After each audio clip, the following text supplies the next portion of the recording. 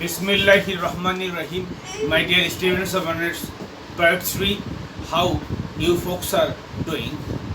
Hope you people are doing fine in this hot summer humid day.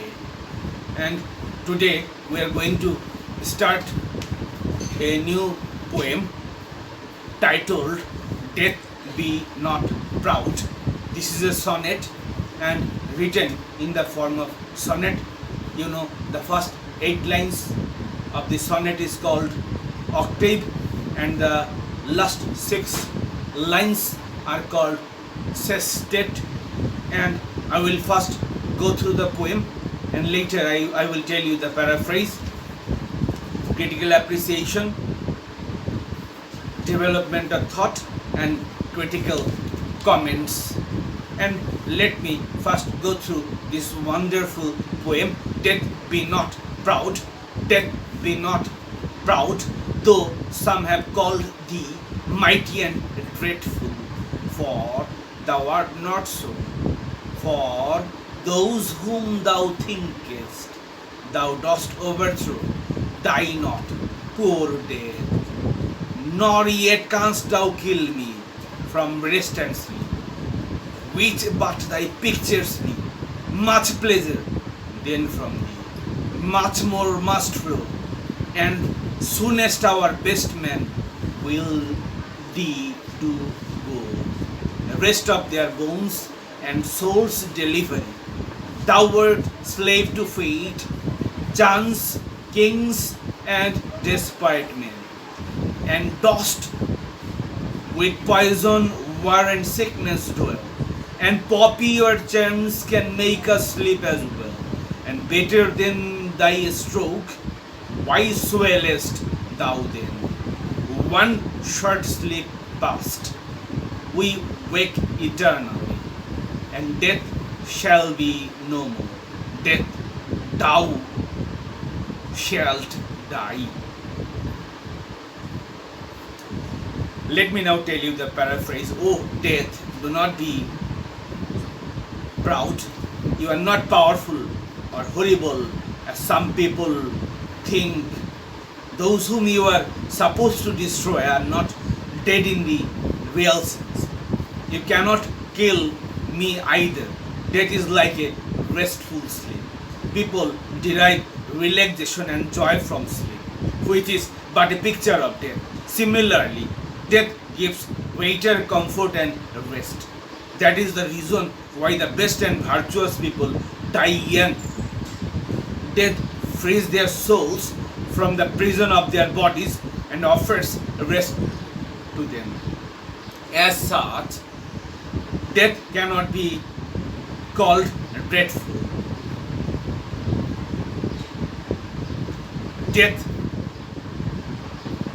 and my dear student, I will now tell you the paraphrase of line number 9 to 14, that is in the sestet part of a sonnet. Death is a slave or an agent of fate, accident, power of kings and criminals. It accomplishes its tasks through poison, war, and sickness. Opium and other drugs can induce better sleep more easily and gently. They are more welcome than the blow of death. Why is death puffed up with pride? Death can make us sleep for a short period in the grave. Thereafter we shall live eternally in heaven. Death then will have no power over us. In fact, death does not kill us. We become independent of death.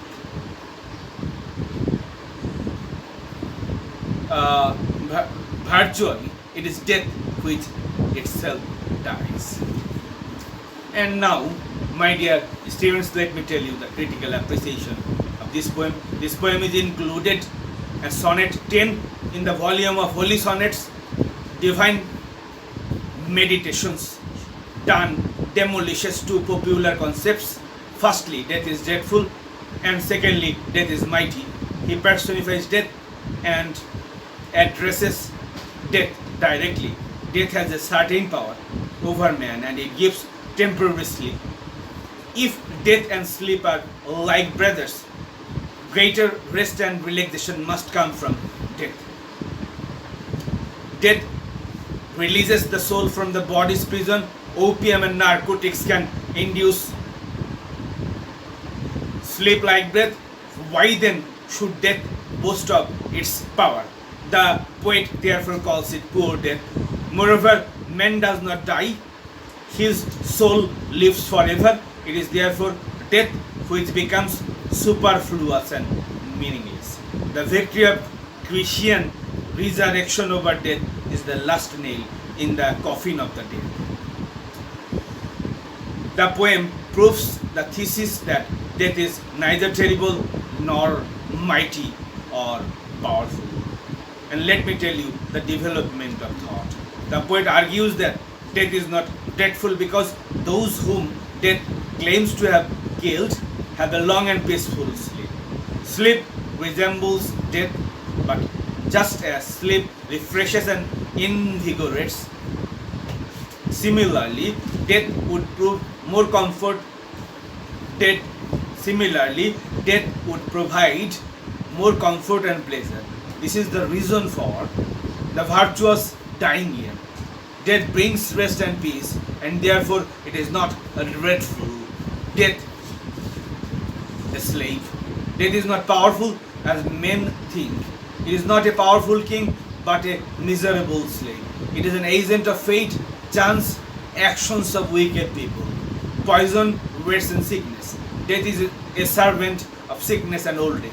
It induces sleep, but there are various other means like opium and drugs which give a better and gentler sleep. Death has no reason to be proud.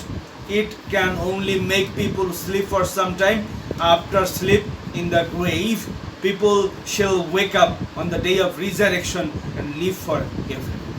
Then death will have absolutely no power over human beings. Thus, death's jurisdiction comes to an end. In fact, death does not kill human beings. It is death which itself dies. The immortality of the soul ensures the survival of man. So the poem ends on a paradox. Man is immortal, death is mortal. And let me wrap up my discussion by telling you the critical comments.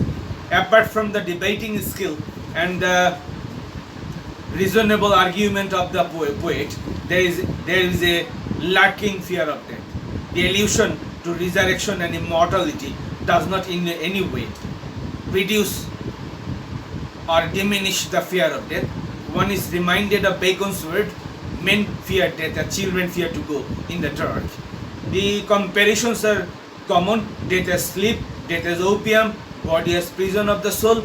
The poem is similar to the sonnet entitled At the Round Earth's Imagined Corners, where Donne speaks of death's woe and the triumph of souls over death on doomsday. Here Donne emphasizes the importance of death. The structure of the poem facilitates the division of the theme into two parts. The octave proves that death is neither dreadful nor mighty or powerful. The sestet brings the argument to a personal level and regards death as a slave and a door through which the soul passes to immortality from the reason of mortality. From the reason, that is from the place of mortality. The last line hits the nail on the head. It is not the poet who dies. The poet declares happily and triumphantly, death, thou shalt die.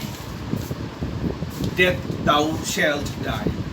So with these few things, I would like to conclude my lecture for today. Wish you all the very best and thank you very much.